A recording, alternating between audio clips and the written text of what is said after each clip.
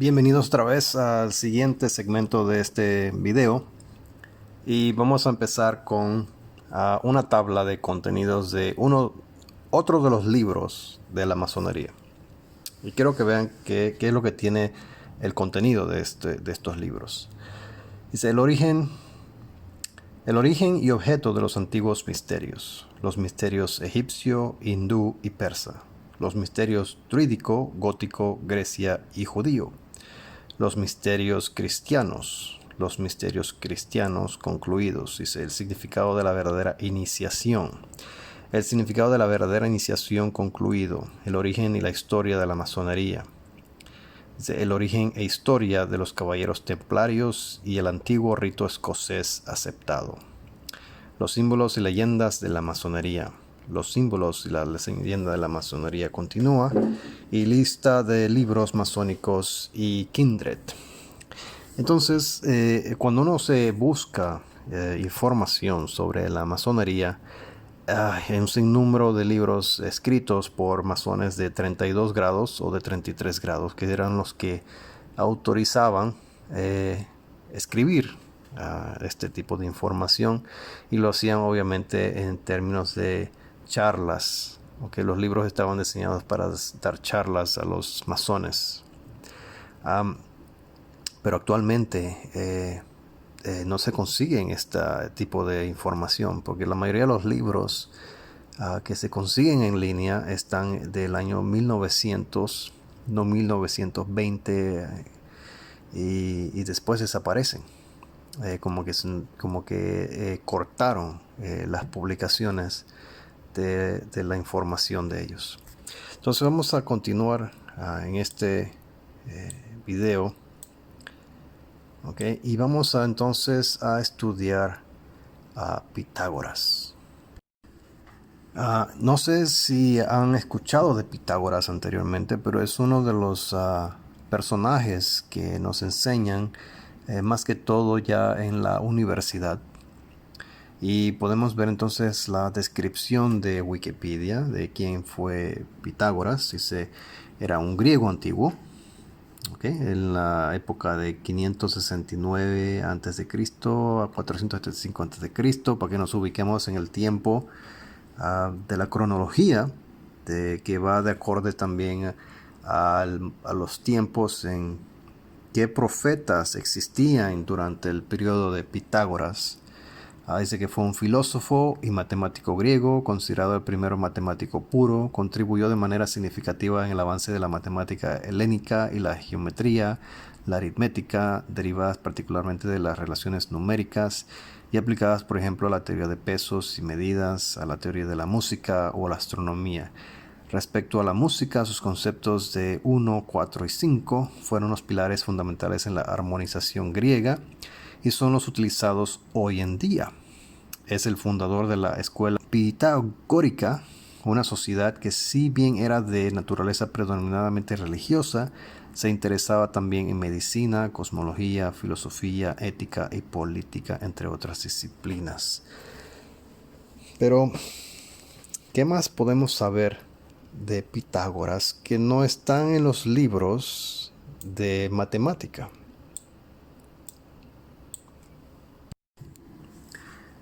Vamos a ver aquí lo que nos dice la enciclopedia judaica sobre Pitágoras, filósofo griego. Pitágoras fundó una comunidad religiosa que incorpora estrictas reglas de pureza ritual y ética. Esto quizás llevó a los antiguos autores judíos, cristianos y paganos a afirmar que debía sus teorías a los judíos y otros pueblos orientales cuyos maestros había estudiado durante sus viajes. La idea parece haberse originado con Hermipo de Esmirna, finales del siglo III a.C., que solo se refería a los judíos. La idea de que los filósofos griegos estaban en deuda con Oriente por sus puntos de vista era popular en la época helenística.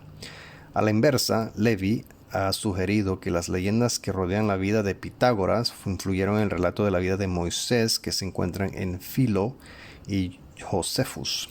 También se ha postulado la influencia de la hermandad pitagórica sobre los esenios y sobre la secta del Mar Muerto, la estrella de 5 puntas que se encuentra en algunas monedas pitagóricas y en algunas inscripciones judías. Probablemente se deriva de una fuente babilónica común. Continuando con la descripción de Pitágoras, quiero que entiendan un poquito de la filosofía y cómo se mezclaron ideas dentro y se filtraron dentro de diferentes, digamos, creencias o culturas o sectas de la antigüedad. Vamos a leer aquí un poquito más de lo que describen los historiadores con respecto a Pitágoras. Dice, junto al Sol, dice Plinio, hay una gran estrella llamada Venus, alternativamente errante, en nombres que emulan tanto el Sol como a la Luna, porque previniendo y levantándose antes de la mañana, toma los nombres de Lucifer. ¿Han escuchado ese nombre en alguna parte? Como otro sol que trae el día. Por otro lado, brillando al atardecer, se le llama víspera, como luz prórroga, y realiza el oficio de la luna, que su naturaleza, Pitágoras el Samiano, sacó por primera vez alrededor de la 42ª Olimpiada de Roma el año 147. Dice que Pitágoras se nació en Sidén, en Fenicia, pero por educación, además de extracción, también es un samio. Así lo ratifica la autoridad de Famblicius, quien comienza su vida con esta fabulosa narración. Y es muy probable que Pitágoras fue discípulo de Platón, a menos que se corrompiera el texto del historiador.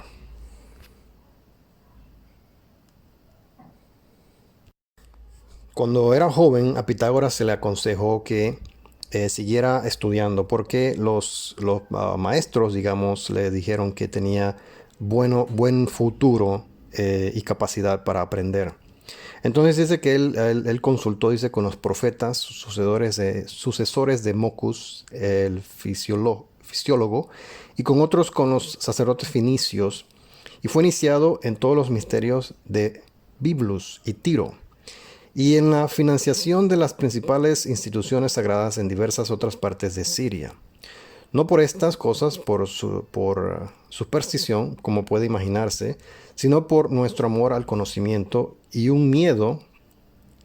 Dejó todo lo digno de ser conocido, que se conservó entre ellos en los milagros o misterios de los dioses, se le podrá escapar. Sin embargo, no ignorando que los ritos de esos lugares se deducían de las ceremonias egipcias, por medio de los cuales esperaba participar de los misterios más sublimes y divinos de Egipto, que perseguía con admiración, como le había aconsejado su maestro Tales.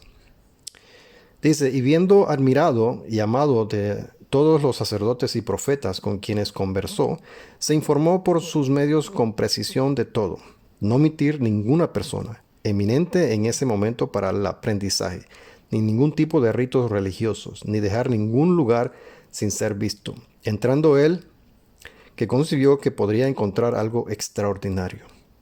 Dice, porque entró en el adita de los egipcios y como la fe de Clemens se permitió circuncidarse con ese fin y aprendió cosas que no deben comunicarse acerca de los dioses, la filosofía mística.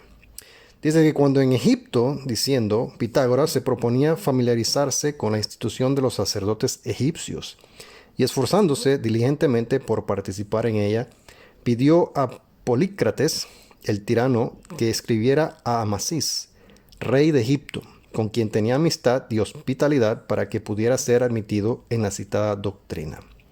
Al llegar a Amasis le dio cartas a los sacerdotes y yendo primero a los Heliópolis, lo enviaron al sacerdote de Memphis. Entonces, siendo él extranjero, obviamente esto no era algo fácil de él en ingresar, digamos, al grupo de sacerdotes de egipcio para aprender los secretos o los misterios de ellos.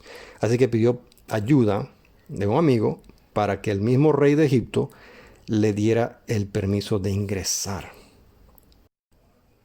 Dice que luego dice, Amasis muriendo en el tercer año de las 63 Olimpiadas, es un término para identificar una fecha específica en el pasado, que luego les voy a mostrar. Dice, Su hijo Saminitus tuvo éxito, en cuyo reinado, dice él, Pitágoras estaba en Egipto.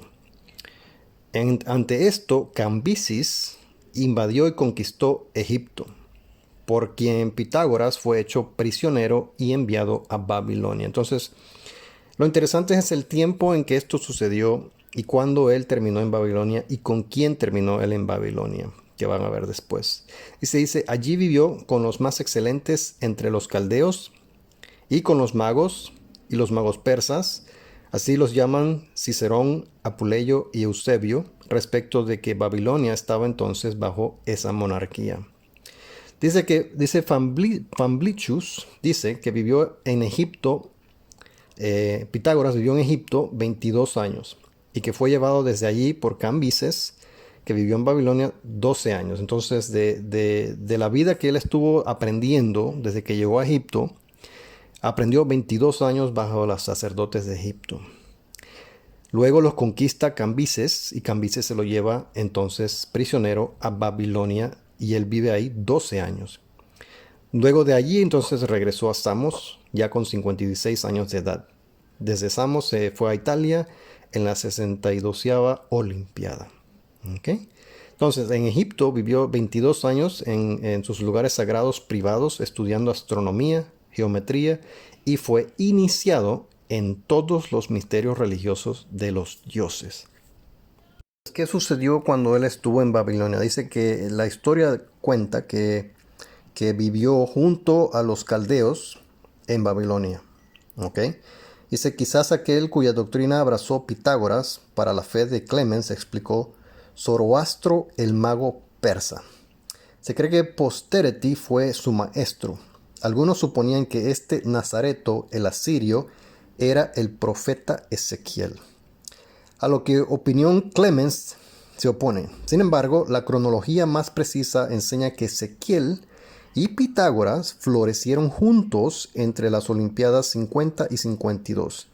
Y por lo tanto, el relato del tiempo no impide que este Nazarato sea Ezequiel. Entonces aquí podemos ver lo que significa 50, 52, 51 Olimpiada. Corresponde a una fecha, por ejemplo 50 corresponde a 580 a.C. BC y así por el estilo. Continúa, dice el historiador. Dice, Diógenes añade que también acudió a los hebreos, lo que Lactancio niega expresamente. Eufebio dijo, se dice que escuchó a los magos persas y a los adivinos de los egipcios. ¿En qué momento algunos de los judíos se fueron a Babilonia, otros a Egipto? Dice, se puede argumentar que conversó con los judíos de Babilonia porque transfirió muchas de sus doctrinas a su filosofía, como declara Hermipo en su primer libro de las cosas acerca de Pitágoras, citado por Josefo, y en su primer libro de legisladores, citado por Orígenes, que igualmente es confirmado por Aristóbulo el judío, un filósofo peripatético en el primer libro de Filometor, que los libros de Moisés fueron traducidos al griego antes del imperio persa. Mientras que es mucho más probable que Pitágoras haya recibido esa parte de su aprendizaje de la conversación que tuvo con los hebreos. Entonces, durante este tiempo, 580, la historia nos confirma que Jerusalén fue destruida en 586 a.C. Entonces, si fue destruida 586, concuerda de que los israelitas o los hebreos hayan ido al destierro, digamos, a Babilonia. Tiene sentido, las fechas cuadran con lo que dicen los historiadores. Entonces, como dice aquí, Pitágoras floreció junto a Ezequiel. Ahora, vamos a adelantarnos un poco en el tiempo y veamos qué adoptó Pitágoras de estos misterios en su enseñanza que se llevó él entonces a su país, a su ciudad de origen. ¿Okay? Dice que le voy a dar solamente unas cuantas. Dice de las leyes, dice que reverencia a los padres y obediencia a la ley. Y esto lo van a ver muy similar a lo que enseña la Biblia. Dice, junto a los dioses y los demonios debemos reverenciar a los padres y la ley. Les recuerda esto que los hijos tienen que respetar a sus padres y obedecer a sus padres. Dice, y rendirnos obedientes a ellos, no fingiendo, sino realmente, o como Porfirius ordenó pensar y hablar con reverencia de dioses y demonios, ser bondadoso con los padres y benefactores y obedecer la ley.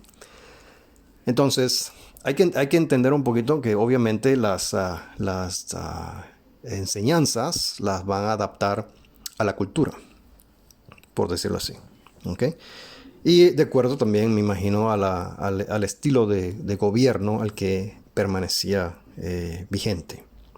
Ahora dice, más adelante, dice, además, recuerden que Jesús, cuando dio sus lecciones, habló sobre el hombre que mira a una mujer y en su mente comete fornicación con ella en su mente. Vamos a ver qué explica Pitágoras sobre las relaciones de hombres casados con mujeres fuera del matrimonio. Dice, además que cada uno gobierne su familia de tal manera que se refiera a su propia casa como un tribunal de la judicatura y que sea naturalmente afectuoso con los descendientes de ellos, que conversen con la mujer que es compañera de su vida, porque como unos hombres hacen contratos con otros, los que tienen mujer están en los hijos, que también se cuiden, que no conocen más mujeres que sus esposas. ¿Okay? Entonces, si leemos el relato, dice que cuando él empezó a enseñar estas cosas, muchos de los hombres casados dejaron de tener, demás mujeres fuera del matrimonio, que es el mismo principio que empezó entonces Jesús a enseñar a sus discípulos. Entonces, esos son uno de los ejemplos que quería resaltar. Hay un sinnúmero de ejemplos que se pueden resaltar, pero obviamente no hay tiempo para exponer tanta información. Pero los que están interesados pueden leer este libro. Voy a dejar la referencia en la descripción.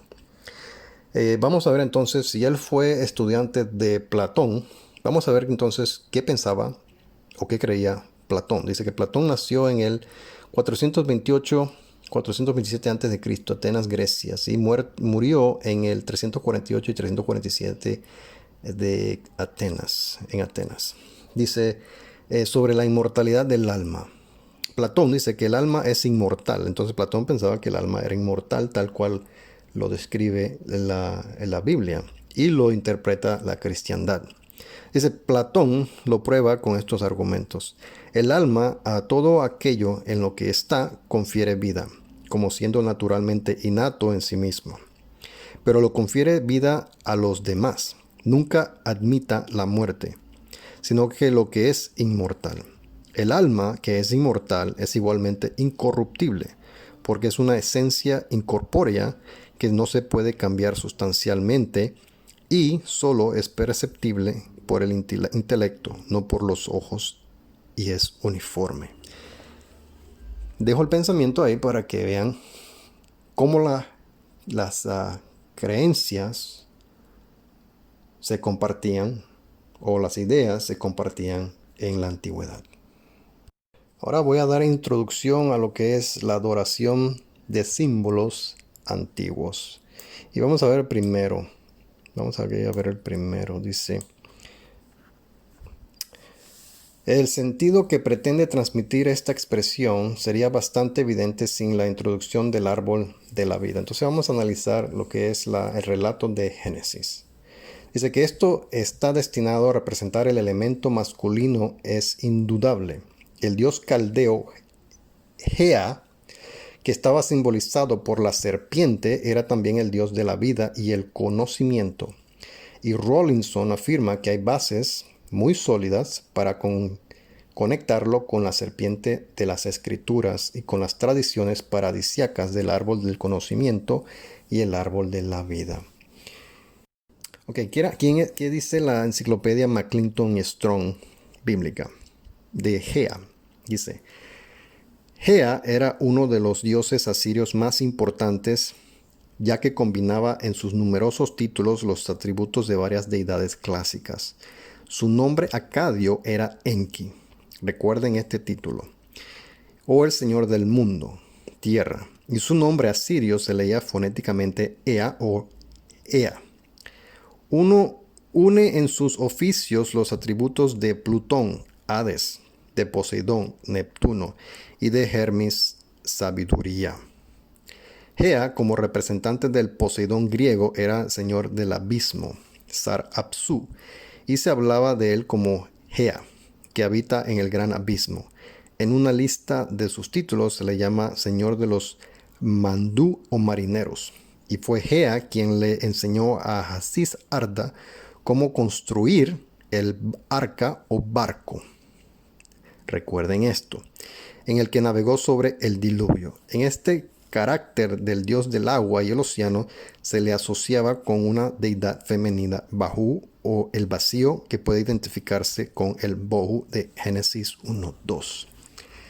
Entonces, muy importante empezar aquí porque Gea, digamos, da el inicio, ¿ok?, a diversas aplicaciones de la serpiente.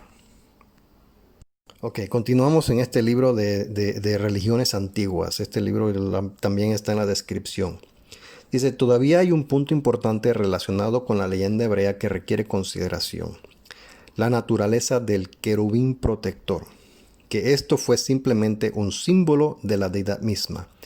Hay muchas razones para creer y que el símbolo no era más que el toro sagrado de la antigüedad. Es evidente a partir de la descripción del querubín dada por Ezequiel, capítulos 1 y 10.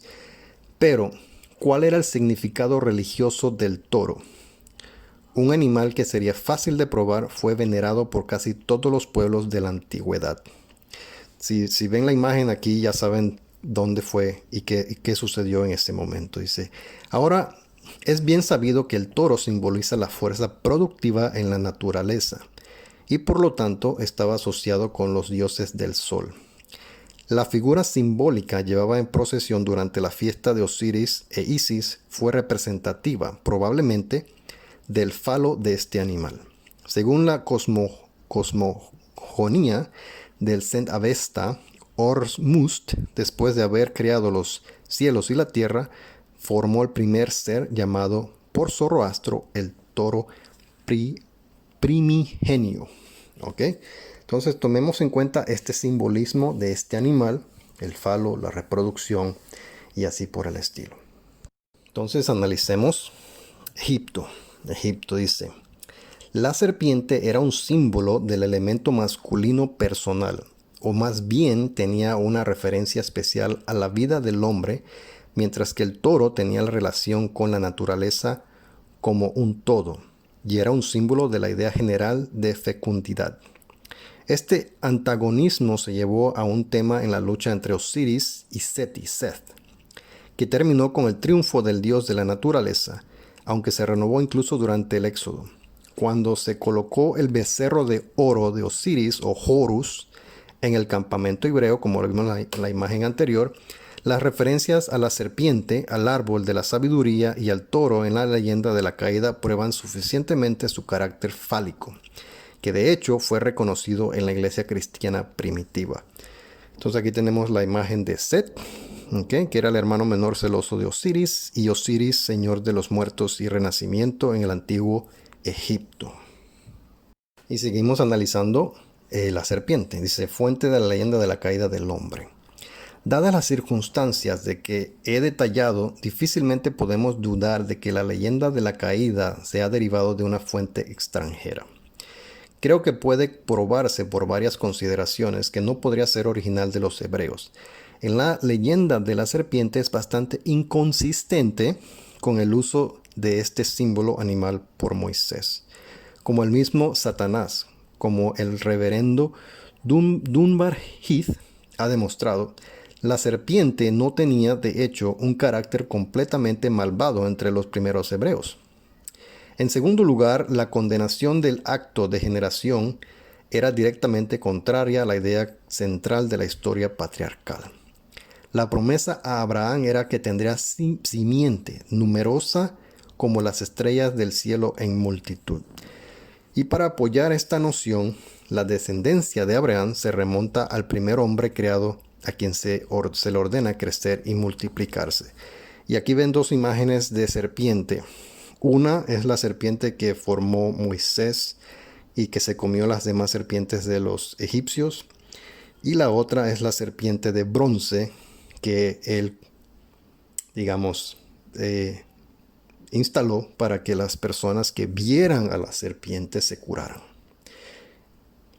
Ambos son puntos positivos a favor de la serpiente.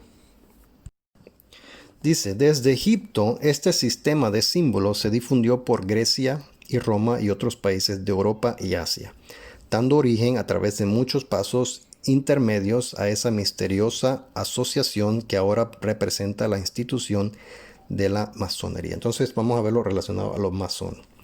El rango favorito de la sociedad egipcia eran los sacerdotes, tal cual Pitágoras estudió privilegiadamente dentro de este sacerdocio. A ellos les pertenecía un tercio de las tierras del reino. Eran la orden sagrada en cuyas manos descansaba el mantenimiento de la fe religiosa nacional, la conducción de todas las ceremonias en los templos, la dirección de los sacrificios, el trabajo de educación y cultura general de los egipcios. Los sacerdocios de Egipto constituían una casta sagrada, en la que las funciones sacerdotales eran hereditarias. Ejercieron también un papel importante en el gobierno del Estado y los reyes de Egipto fueron los primeros súbditos de sus sacerdotes.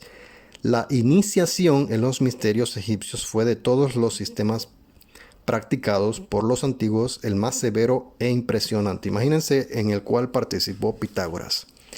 El sistema se había organizado durante siglos y los sacerdotes, que eran los únicos maestros de los misterios, fueron educados casi desde la infancia con ese propósito. Y Pitágoras estudió 22 años. Ese conocimiento de los egipcios, en el que se dice que Moisés fue tan hábil, fue impartido en esos misterios.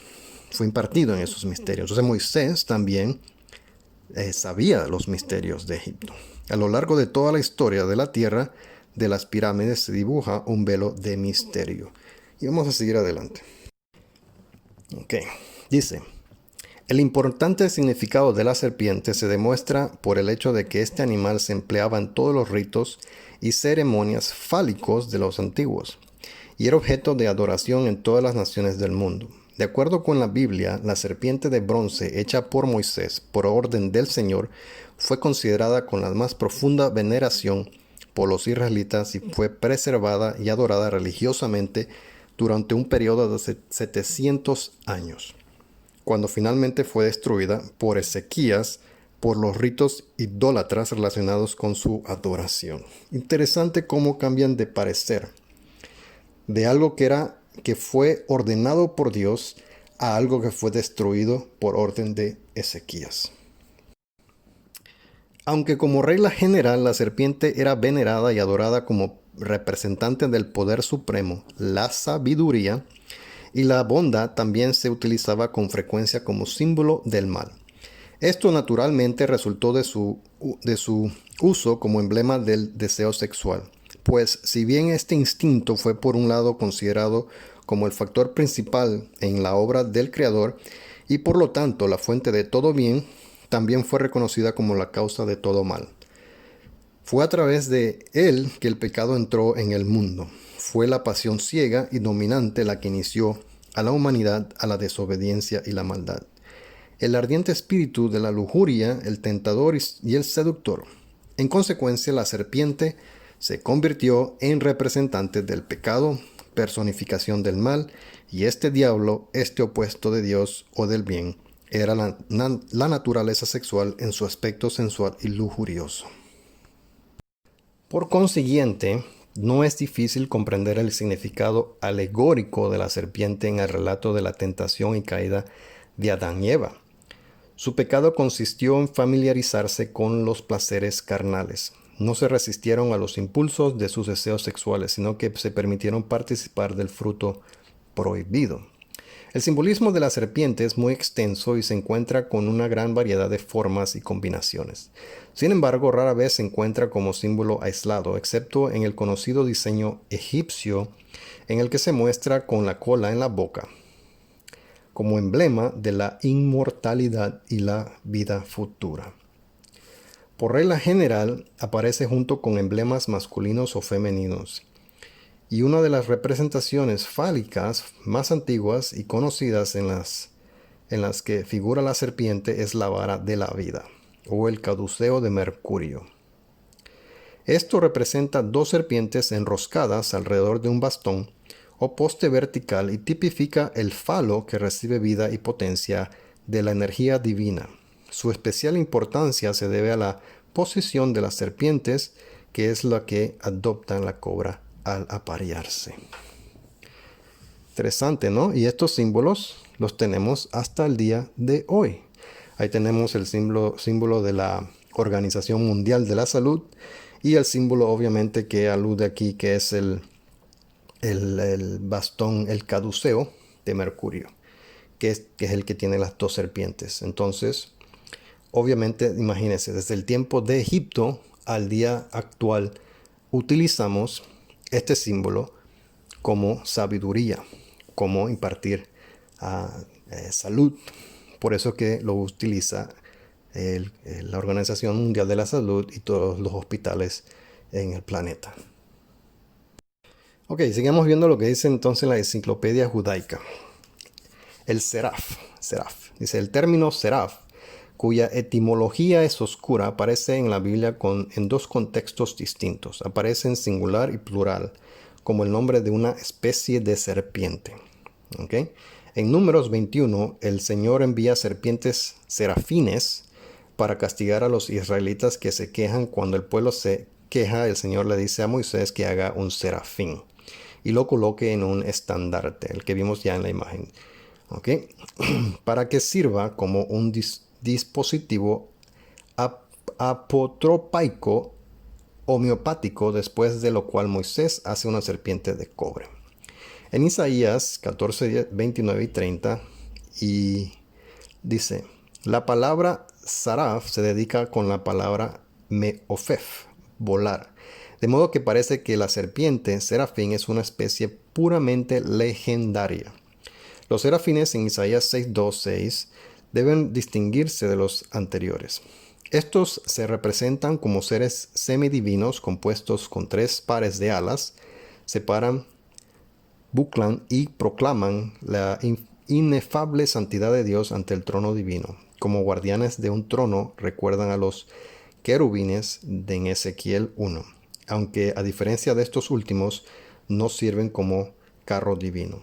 Figuras aladas flanquean el trono representado en el sarcófago de Hiram de Tiro y se han encontrado en altares de incienso y marfiles. Un relieve de basalto de Tel Alaf, el que está aquí a la derecha, muestra una deidad compuesta con tres pares de alas, sosteniendo una serpiente en cada mano. Esta figura se parece a los serafines de Isaías 6, aunque podría ser un apotropaico como el serafín, serpiente de cobre en Números 21. Y fuentes arqueológicas, dice. La función intercesora apotropaica conecta tipológicamente el primer y segundo caso de su aparición. Okay, vamos ahora a ver una observación de Elaine Pagels sobre las Adán, Eva y la serpiente en su libro Adam, Eve and the Serpent. Dice en el capítulo 3, exploro cómo algunos de estos seguidores de Jesús, a menudo llamados gnósticos, leyeron la historia de Adán y Eva de una manera que consternó e indignó a los cristianos ortodoxos. Porque los cristianos gnósticos declararon que la historia, tomada literalmente, no tenía sentido. Así ellos mismos se propusieron leerlo simbólicamente, a menudo alegóricamente. Los gnósticos más radicales dieron la vuelta a la historia y la contaron, en efecto, desde el punto de vista de la serpiente. Y presten atención a esto. Algunos dijeron que era más sabio que todos los demás animales y por eso trataron desesperadamente de persuadir a Adán y Eva de que participaran del árbol del conocimiento, desafiando a su creador celoso y hostil. Esta serpiente sabía. Algunos se atreverían a decir, era una manifestación del mismo Cristo. Otros gnósticos leen la historia de Adán y Eva como una alegoría de la experiencia religiosa, relatando el descubrimiento del auténtico yo espiritual Eva, escondido dentro del alma Adán. Vuelvo y los gnósticos, interesante que ellos identificaban a la serpiente con sabiduría, como sabiduría, ¿ok? Una especie de animal inteligente que podía impartir algo bueno a la humanidad, tal como ha sido representativo de la serpiente que utilizó Moisés en el desierto para curar a los israelitas, o la serpiente que utilizó para comerse y defenderse de las serpientes de los egipcios. Entonces los gnósticos al parecer veían a la serpiente de la misma manera, como una deidad positiva o buena. Continúa, dice.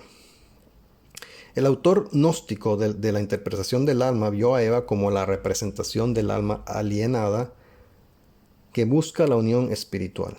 El autor de Thunder, Perfect Mind, la vio como la energía divina subyacente a toda la existencia humana y divina. Los cristianos gnósticos, que estaban en desacuerdo entre sí en casi todo lo demás, coincidieron en que esta historia ingenua ocultaba verdades profundas sobre la naturaleza humana y competían entre sí para llegar a interpretaciones ingeniosas e imaginativas de su significado más profundo.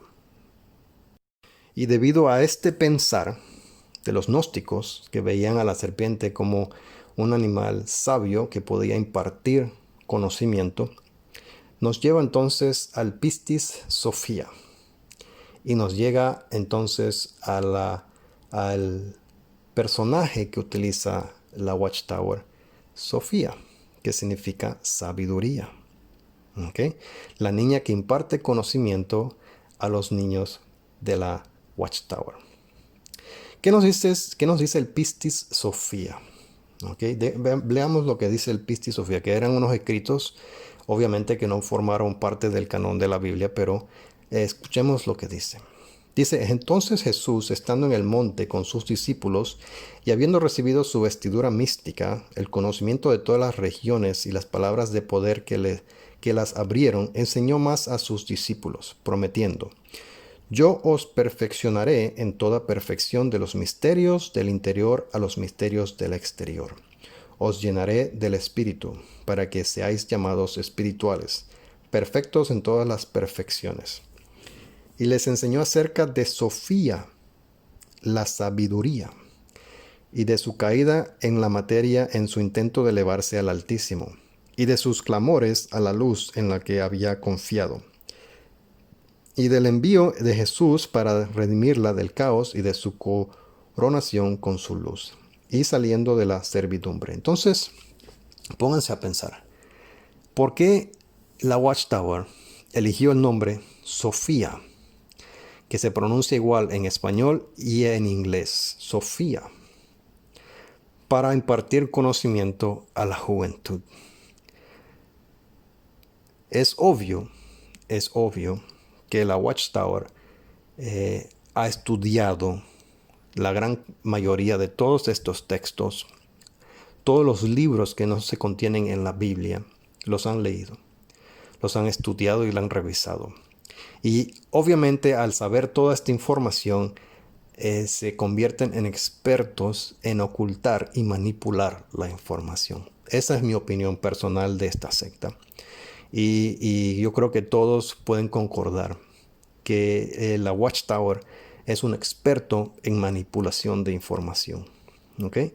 Si ustedes revisan, digamos, las revistas Despertar, que supuestamente son para el público, dentro de ellas ellos hacen publicaciones de absolutamente todo lo que pasa en las demás religiones o demás creencias o tabletas del pasado. Solamente tienen que estudiar el libro Perspicacia para darse cuenta que ellos revisaron completamente la historia y la han ajustado a su bienestar. ¿Okay? Seguimos con la lectura. Dice, Pistis Sophia es un importante texto gnóstico descubierto en 1773. escrito posiblemente en el siglo II. Las 5 copias restantes que los estudiosos sitúan en los siglos V y VI relatan las enseñanzas gnósticas de Jesús transfigurado a los discípulos reunidos, incluyendo a su madre María, María Magdalena y Marta. Cuando el Cristo resucitado había cumplido 11 años hablando con sus discípulos. En él son reveladas las complejas estructuras y las jerarquías del cielo familiares en las enseñanzas gnósticas. Y ahora vamos a ver la simbología en la cristiandad con respecto a este mismo tema.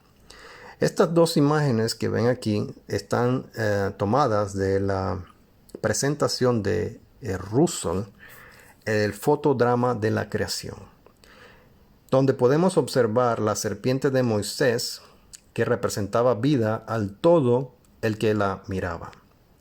Y en la derecha tenemos entonces a Jesús, que nos dice la Biblia, que todo el que cree en Jesús tendrá vida eterna.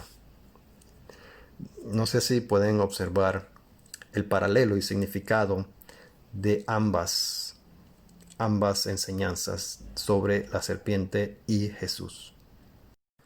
Entonces podemos ver que ya hay algo que se transfiere del pasado al primer siglo, en el tiempo de Jesús, de cuando se empezó a formar la cristiandad como una secta o una religión de ese tiempo. Y veamos lo que se escribió en el Nuevo Testamento y qué significados pueden tener, o los misterios describen son los significados. Dice, había varios nombres excluyendo el término el misterio o los misterios, usados para designar el círculo sagrado de los iniciados o relacionados con la iniciación, el reino de Dios, el reino de los cielos, el camino angosto, la puerta estrecha, el perfecto, el salvado, la vida eterna, la vida, el segundo nacimiento, un pequeño, un niño. Todos estos títulos tenían un significado. Y en la parte de la derecha, nos dice, así el término el perfecto fue utilizado por los esenios que tenían 3 órdenes en sus comunidades, los neófitos, los hermanos y el perfecto, siendo estos últimos iniciados, y se emplea generalmente en ese sentido en escritos antiguos. El niño pequeño era el nombre común para un candidato recién iniciado, como lo dice Lucas 13, 23 y 24. Dice, esta puerta estrecha era la puerta de la iniciación. Y a través de ella un candidato entraba en el reino. Si quieres ser perfecto, ve y vende lo que tienes y dalo a los pobres, y tendrás tesoro en el cielo. Y ven y sígueme. Si quieres ser perfecto, sé miembro del reino. La pobreza y la obediencia deben ser abrazados. Y luego, a sus propios discípulos, Jesús les explica que un hombre rico difícilmente puede entrar en el reino de los cielos. Siendo más fácil que un camello pase por el ojo de una aguja, con los hombres tal entrada no podría ser. Con Dios todo era posible. Solo Dios en el hombre puede traspasar esa barrera. Entonces, podemos ver aquí la aplicación de esos términos. Entonces, este texto ha sido explicado de diversas maneras, siendo obviamente imposible entenderlo en su significado superficial, que un hombre rico no puede entrar en un estado de felicidad post-mortem. En ese estado pueden entrar tanto los ricos como los pobres. Y la práctica universal de los cristianos muestra que ni por un momento creen que las riquezas ponen en peligro su felicidad después de la muerte. Pero si se toma el verdadero significado del reino de los cielos, tenemos la expresión de un hecho simple y directo. Porque ese conocimiento de Dios, que es la vida eterna, no se puede obtener hasta que se entregue todo lo terrenal. No se puede aprender hasta que todo se haya sacrificado. El hombre debe renunciar no solo a las riquezas terrenales, que de ahora en adelante solo pueden pasar por sus manos como mayordomo, sino que también debe renunciar a su riqueza interior. En la medida en que la sostenga desnuda, no puede pasar la puerta estrecha. Tal ha sido siempre una condición de iniciación y pobreza, obediencia, castidad. Ha sido el voto del candidato. ¿Qué entienden sobre esto? Si es algo de riqueza interna, podemos decir que es conocimiento, porque lo que son los ritos de iniciación, como hemos visto, es la adquisición de conocimiento, de sabiduría. Entonces, para aprender algo, como lo dicen los psicólogos actualmente, o tienes el vaso lleno o tienes el vaso vacío. Hay que vaciar el vaso para poder llenarlo de sabiduría. No sé si puedan entender el paralelo en la explicación. El segundo nacimiento es otro término bien reconocido por la iniciación. Incluso ahora en la India, a las castas superiores se les llama 2 veces nacidas. Y la ceremonia que las hace nacer 2 veces es una ceremonia de iniciación. Un simple recuerdo verdaderamente en estos días modernos, pero el patrón de las cosas en los cielos. Cuando Jesús le habla a Nicodemo, dice que el que no naciera de nuevo no puede ver el reino de Dios. Y se habla de este nacimiento como del agua y del espíritu. Esta es la primera iniciación. Una posterior es la del Espíritu Santo y fuego. El bautismo del iniciado en su edad adulta, ya que el primero es el del nacimiento, lo que le da la bienvenida como el pequeño niño entrar en el reino. Como minuciosamente estas imágenes se conoce entre los místicos de los judíos, se muestra que por sorpresa, manifestada por Jesús cuando Nicodemo tropezó con su fraseología mística. ¿Eres tú maestro de Israel y no sabes estas cosas? Vamos a ver qué nos dice la Watchtower en perspicacia sobre lo que ellos han investigado. Dice, tampoco hay ninguna base para afirmar que Juan tomara prestado el bautismo de la secta judía de los esenios o de los fariseos. Estas 2 sectas tenían muchos requisitos de abluciones periódicas, pero no eran periódicas. Era una cuando nacías, en la primera iniciación, y de luego en adulto. Entonces, no como lo describe aquí perspicacia. Pero Jesús dijo que estos eran solo mandatos de hombres que invalidaban el mandamiento de Dios por la tradición propia. Juan bautizaba en agua porque, como dijo, Dios lo envió para hacerlo. No lo enviaron los esenios o los fariseos. Ok, entonces la Watchtower obviamente quiere tachar la práctica de los esenios en el primer siglo. Su comisión no era ser prosélitos judíos, sino bautizar a aquellos que ya pertenecían a la congregación judía. Esto para que tengan la perspectiva de Watchtower y para que se den cuenta que Watchtower sí ha revisado toda esta información y obviamente han recopilado información a beneficio de ellos. Veamos lo que dice entonces la Enciclopedia Judaica sobre los esenios. Esenios, una secta o asociación judía religiosa comunalista en la segunda mitad del periodo del Segundo Templo, desde el siglo II a.C. hasta fines del siglo I era común. Los esenios y los rollos del Mar Muerto, los rollos de Qumran, se han interpretado generalmente como pertenecientes a los esenios. ¿Ok? ¿Entienden eso? Los rollos del Mar Muerto fueron escritos por los esenios y Watchtower le da mucho valor a esos rollos del Mar Muerto. Pero sin embargo, no habla muy bien de los esenios. Ok, continuemos. Y vamos a ver aquí 2 imágenes. A la izquierda, un bote un poco raro, redondo. Y a la derecha, El arca comúnmente, como lo vemos todos y como lo entendemos nosotros o lo vemos en dibujos, el arca de Noé. ¿Cuál de estos es el arca real? ¿Ok? Vamos a ver sobre esto un poco. Para poder entender un poco sobre lo que es la imagen del arca redondo, hay que entender de dónde salió la historia del diluvio. ¿Ok? Y podemos ver aquí una imagen en la parte superior izquierda de una tablilla cuneiforme, ¿ok? Que data mucho más antes del relato bíblico.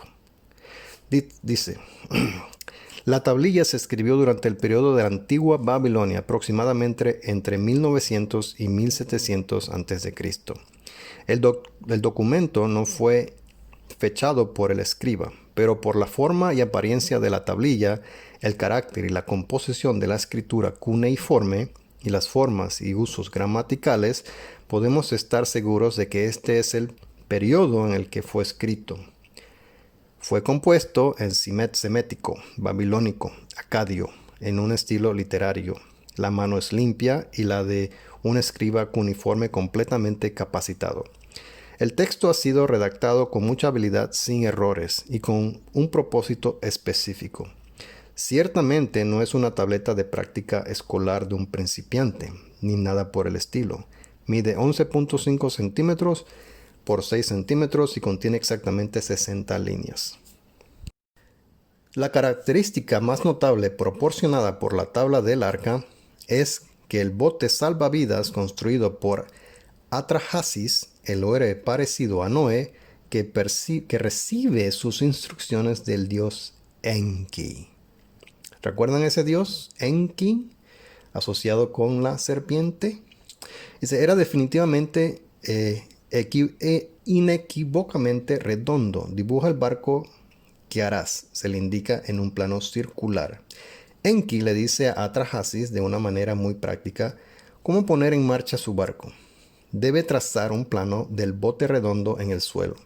La forma más sencilla de hacerlo habría sido con una clavija y una cuerda larga. Así, el escenario está listo para la construcción de la nave más grande del mundo, con un área de base de 38.750 pies cuadrados y un diámetro de lo suficientemente cerca 230 pies. Resulta ser del tamaño de un campo babilónico, lo que llamaríamos un acre. Las paredes a unos 20 pies inhibirían efectivamente a una jirafa macho erguida de mirarnos. Dice, por primera vez aprendemos que los animales babilónicos como los de Noé iban de dos en dos, una tradición babilónica completamente insospechada, que nos acerca cada vez más a la narrativa familiar de la Biblia. Otro asunto interesante, la historia del diluvio babilónico en escritura cuneiforme es 1000 años más antigua que el libro del Génesis en hebreo. Pero la lectura de los dos relatos juntos demuestra su estrecha relación literaria. Hasta ahora no se ha dado una explicación firme de cómo podría haber sucedido esto realmente, pero el estudio de las circunstancias es que los judíos exiliados a Babilonia por Nabucodonosor II se encontraron, responde a muchas preguntas cruciales. Y como podemos observar arriba tenemos a Enki o Gea, que viene a ser el mismo Dios de sabiduría que le enseñó al hombre Atrahasis a construir el arca para salvarse. Bueno, espero que les haya gustado este segmento de la segunda parte y voy a finalizar con mostrarle digamos, el resumen de mis estudios, investigaciones que estoy realizando y cómo las estoy ubicando o trazando en una línea de tiempo. Si gustan, pueden pausar el video en los puntos que voy pasando para que vayan teniendo mejor idea de lo que he puesto en la línea del tiempo. Obviamente esto podemos empezar con el año 6000 antes de Cristo y vemos que son las dinastías de Egipto. La Biblia nos dice que el hombre fue creado el 23 de octubre de 4004 antes de Cristo. Podemos ver comparaciones de cronología. James Ussher nos dice que también fue en 4004 antes de Cristo. Pero vemos que todo esto contradice la cronología investigada por la arqueología. Okay. Podemos ver ahí la edad arcaica del egipcio, 3800-2400. El nacimiento de Metusalén.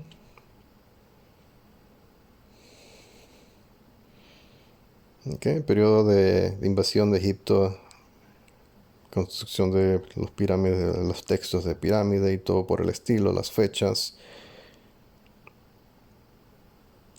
Okay. Pueden leer estas partes.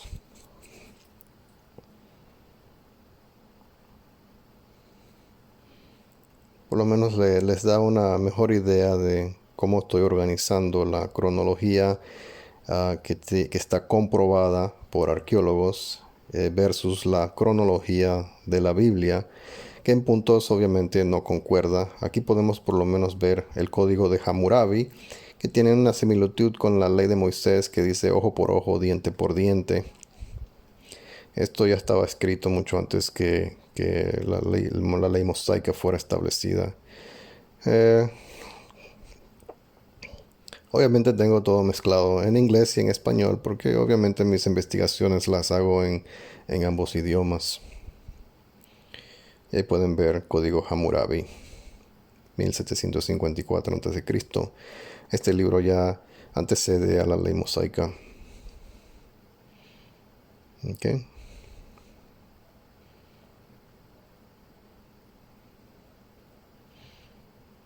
Entonces podemos ver también las fechas de todos los reyes de Egipto, que están aquí todas mezcladas.